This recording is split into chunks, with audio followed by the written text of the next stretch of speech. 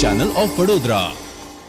વડોદરા શહેરના વાઘોડિયા રોડ સ્થિત કેશવ યુવક મંડળ દ્વારા શ્રીજીની સ્થાપના કરવામાં આવી છે, જેમાં અનોખી રીતનું ડેકોરેશન કરવામાં આવ્યું છે.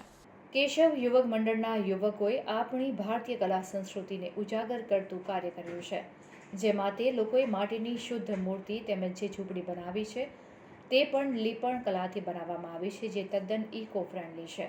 જેમાં યુવક મંડળના યુવકોએ આપણી ભારતીય કલા સંસ્કૃતિમાં જેટલા રાજ્યો છે એ રાજ્યોના કલા વારસાની ઝાંખી પણ કરાવી છે. ભારતીય કલા સ્વરૂપના ચિત્રો ઝૂંપડીની આજુબાજુમાં લગાવી પ્રદર્શન જેવું ડેકોરેશન કર્યું છે, તેમજ અખંડ ભારતની પણ એક ઝાંખી જોવા મળે છે, જેમાં